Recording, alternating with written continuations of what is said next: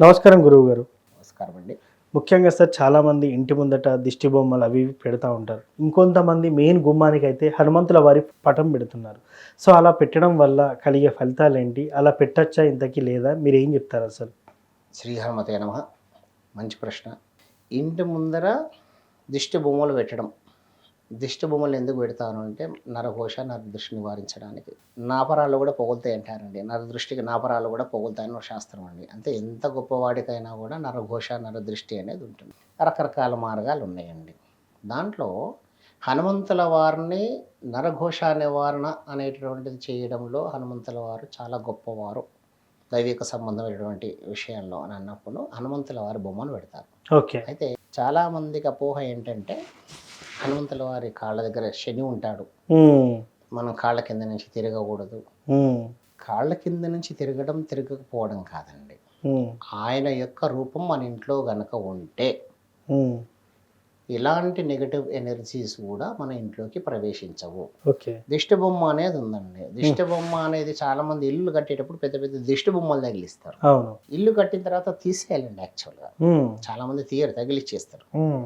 అప్పటి వరకు మీరు అది చూడండి, అది దైవిక సంబంధమైనటువంటి బొమ్మ కాదు అది. ఆ దిష్టి బొమ్మ ఏదైతే ఉందో అదొక భూత ప్రేత పిశాచం లాగా ఉంటుంది అది. అవును. మీరు ఇల్లు పూర్తయిన తర్వాత కూడా మళ్ళీ దాన్ని తగిలించుకోవడం దేనికి? అప్పటి వరకు ఎవరు దగ్గరికి రాకుండా. అంటే ఆ దోషం పోవాలి అని అంటే ఇప్పుడు మన ఇంట్లో పనిచేసేటప్పుడు మనం ఇల్లంతా కట్టేసిన తర్వాత స్థల శుద్ధి, పుణ్యవాచనం, గృహప్రవేశం అనే ఒక కార్యక్రమం మనం చేస్తున్నాం కదా. అవును. ఎందుకు చేస్తున్నాము అని అంటే పాదఘాత దోషం అని ఒకటి ఉంటుందండి. హ్మ్. పాదఘాత దోషము అని అంటే ఇప్పుడు మనం చెప్పులు వేసుకుని బయట నుంచి వస్తున్నామండి. బయట నుంచి వచ్చిన తర్వాత ఎంత కొత్త చెప్పులైనా కూడా గుమ్మం బయట అవును. వదిలేసి నెత్తిన పెట్టుకోలేం కదా. తీసుకొచ్చి అయితే మనం బెడ్ మీద పెట్టుకోవాలి. అవును. ఖరాబ్ అయిపోతున్నది శుభ్రంగా దులిపేసి బెడ్ మీద పెట్టుకున్నాం, అవును. లేకపోతే సోఫాలో పెట్టుకోవాలి, లేకపోతే బీరవాలో పెట్టుకోవాలి. దాని స్థానం అదే. అవును. కాబట్టి ఆ స్థల శుద్ధి కోసము, స్థలానికి దోషం కలగకుండా ఉండడానికి ఏదైతే మనం ఆ బొమ్మ పెడుతున్నాము, దిష్టి బొమ్మ పూర్తి అయిపోయిన తర్వాత గృహప్రవేశం అప్పుడు ఆ బొమ్మ తీసేసి దైవిక సంబంధమైనటువంటి బొమ్మ ఏదైనా వినాయకుడు కానివ్వండి, హనుమంతుల వారు కానివ్వండి, ఏదైనా మీకు నచ్చింది. కాకపోతే హనుమంతుల వారి దాంట్లో శ్రేష్టం ఏంటి అని అంటే ఆయన యొక్క శక్తి ద్వారా హ్మ్. భూత, ప్రేత, పిశాచ, మారీచ, పటాగ్రహ, కాలగ్రహ ఇలాంటివి ఎన్నో దోషాలు ఉంటాయి. అన్ని దోషాలు పోగొట్టడానికి హనుమంతుల వారి మూర్తి, హ్మ్.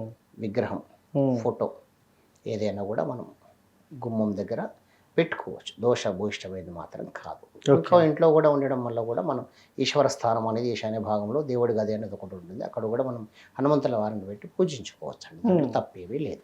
Okay sir. ఇప్పుడు ఇంకోటి హనుమంతుల్లో కూడా రకరకాల ఫొటోస్ ఉంటాయి కదా సార్. పంచముఖ హనుమాన్ అని ఇట్లా ఉంటాయి కదా. మరి ఏ ఫోటో పెట్టుకోవాలంటారు? మీరు ఏ సజెస్ట్ చేస్తారు? ఏదైనా కూడా హనుమంతుల వారేనా? హ్మ్. ఏదైనా కూడా హనుమంతుల వారే. ఆయన అవసరాన్ని బట్టి, స్వామివారు అవసరాన్ని బట్టి ఆయా రూపంలో ఉన్నారు. ఈ రూపం పెట్టుకోకూడదు అనేది లేదు. ఓకే. ఒక మనిషి ఒక వ్యక్తి ఒక ఎక్స్ అనే వ్యక్తి తల్లిదండ్రులకు కొడుకు అవుతున్నాడు, ఓకే. కూతురికి కొడుక్కి తండ్రి అవుతున్నాడు, భర్తకి భార్య అవుతున్నాడు, మామకి అల్లుడు అవుతున్నాడు. ఒక వ్యక్తి అవును. ఆయన అవసరాన్ని బట్టి రూపాన్ని మారుస్తున్నాడు. వరుస మారుతుంది, మనిషి మారతలే. ఓకే. వరుస మాత్రమే మారుతుంది. హనుమంతుల వారు రకరకాల రూపాల్లో ఉన్నప్పుడు ఆ రూపానికి సంబంధించినటువంటిది ఆయన అవసరం కోసం ఆ రూపం దాల్చారు. కాకపోతే ప్రధానమైన రూపం ఏంటండి? హనుమంతుల వారు. అంటే ఏ రకమైనటువంటి మనం స్వామివారి విగ్రహాన్ని పెట్టుకున్నా కూడా కొన్ని నియమాలు ఉంటాయండి. ఓకే. కొన్ని నియమాలు ఏంటంటే ఆడవాళ్ళ విగ్రహాలను ముట్టుకోకూడదు. ఓకే. ఆడవాళ్ళ విగ్రహాలు. కానీ ఆడవాళ్ళ విగ్రహాలకు కాకుండా వాలాగ్ర పూజ అని ఒకటి ఉంటుంది. సువర్చల వ్రతం అంటారు, వాలాగ్ర పూజ అంటారు దీన్ని. ఇంకా తెలంగాణ సైడ్ ఎక్కువగా ఉండదు, కానీ మీరు ఆంధ్ర సైడ్ వాళ్ళకు కనుక మీరు చూస్తే మీకు వాలాగ్ర పూజ అని ఉంటుంది. ఆంజనేయ స్వామి ప్రతిమను ఒకదాన్ని ఫోటో ఒకదాన్ని పెట్టుకొని స్వామివారి శరీరానికి తగలకుండా ఉంటుంది తోక. వాలాగ్ర పూజ చేసేవాళ్ళు దృష్టిలో పెట్టుకునేవాల్సిందంటే తోకకి శరీరానికి తగలకుండా ఉంటుంది. దానికి ఒక గంట ఉంటుంది. 20 రోజులు కింద నుంచి పైకి, 21 రోజులు పైనుంచి కిందకి. ఈ నియమం ప్రకారంగా 41 రోజులు ఆడవాళ్ళు వ్రతం చేస్తారు. దీన్ని వాలాగ్ర పూజ అంటారు, సువర్చల పూజ అని కూడా అంటారు. ఓకే. అంటే ఆ తోక కుచ్చులో ఉంటుంది అమ్మవారు. ఓకే. సువర్చల అమ్మవారు తోక కుచ్చులో ఉంటుందంటే ఆ తోక వరకు మాత్రమే పూజ చేస్తారు. శరీరాన్ని ముట్టుకోరు. తగిలి ఉంటే మళ్ళీ అది ఆడవాళ్ళు ముట్టుకోకూడదని ఒక శాస్త్రబద్ధంగా. తర్వాత విగ్రహం అనేది మాత్రం ఏ దేవతామూర్తి అయినా సరే అంగుష్ట ప్రమాణం కన్నా పెద్దగా ఉండకూడదండి. ఓకే. అంగుష్ట ప్రమాణం కన్నా పెద్దగా ఉన్నప్పుడు దానికి నిత్యం కూడా నైవేద్యం ఎక్కువ సమర్పించాలి. అంటే ఎందుకు ఎక్కువ సమర్పించాలి అంటే అన్నప్రాసన చేసినప్పుడు మనం ఆవకాయ అన్నం పెట్టమండి. అవును. చిన్న పిల్లవాడికి అన్నప్రాసన చేసినప్పుడు ఆవకాయ అన్నం పెట్టాం. అవును. ఆవకాయ అన్నం పెడితే ఏమైపోతుందండి, వాడు తట్టుకోలేడు. అవును. మరి ఏం చేస్తున్నామంటే ఏదో చిన్న బెల్లంతో వండిన చిన్న పాయసం తీపి పదార్థాన్ని మన నోట్లో ఒకటి శుభంగా, తీపి అంటే మన సాంప్రదాయంలో శుభం, శుభంగా బెల్లం అన్నం వాడికి పెడుతున్నాం. సరే మొట్టమొదట బెల్లం అన్నం పెట్టాం కదా, 2 రోజు అన్నమే కదా అని కారం అన్నం అయితే పెట్టాం కదా. వాడికి ఆ స్థాయి రావాలి. ఆ స్థాయి రావాలంటే వయసు పెరుగుతుంది, సైజు పెరుగుతుంది. ఇప్పుడు నన్ను మీ ఇంటికి భోజనానికి పిలిచారు, పిలిచి ఒక 2 స్పూన్ల ఫారెక్స్ కలిపి నా ముందరెట్టి తినండి గురువు గారు అంటారు. నాకు అది సరిపోతుందా? సరిపోదు కదా. నా వయసుకి, నా శరీరానికి, నా ఆకృతికి, నా స్టేటస్కి, నా వయసుకి నేను తినాల్సినటువంటి తిండికి నాకు అది సరిపోదు. నేను తినే తిండి సపరేట్గా ఉంటుంది.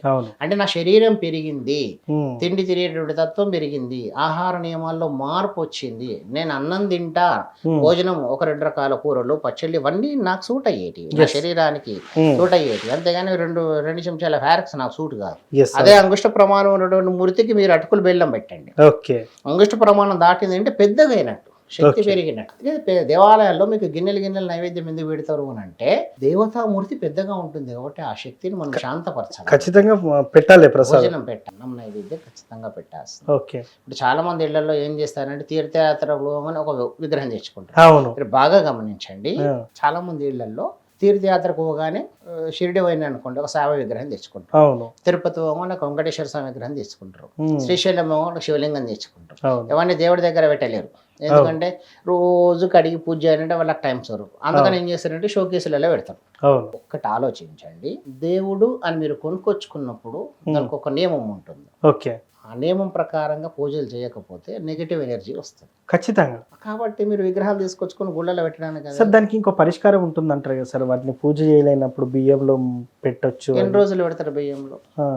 ఎట్లా పెట్టేదానికి ఎందుకు తీసుకుంటారు? మరి దానికి ఎట్లా పరిష్కారం? అనవసరం. దేవాలయంలో దేవుడు అందరి షో కోసం కాదండి, నువ్వు పూజ చేసుకోవడానికి. నీ ఇంట్లో సాయిబాబాను, నీ ఇంట్లో శివుని, నీ ఇంట్లో వెంకటేశ్వర స్వామిని చూడాల్సిన అవసరం లేదు. తిరుపతిలో వెంకటేశ్వర స్వామి ఉన్నాడు, షిరిడీలో సాయిబాబా ఉన్నాడు. నీ ఇంట్లో నువ్వు షెల్ఫ్లలో పెట్టినటువంటి సాయిబాబాతో అవసరం లేదు. నీ ఇంట్లో నువ్వు పూజ చేసుకోవడం నువ్వు దేవతా గృహంలో పెట్టుకో. సపరేట్గా నీకు ఒక పూజా గది దాంట్లో విగ్రహం పెట్టుకొని పూజ చేయి. విగ్రహం సైజు విగ్రహాలు తెచ్చి గూళ్ళల్లో పెట్టడం కాదండి, దేవతామూర్తి అని మనం అనుకున్నాం దేవాలయంలోనే ఉండాలి, షోకేసులలో ఉండకూడదు.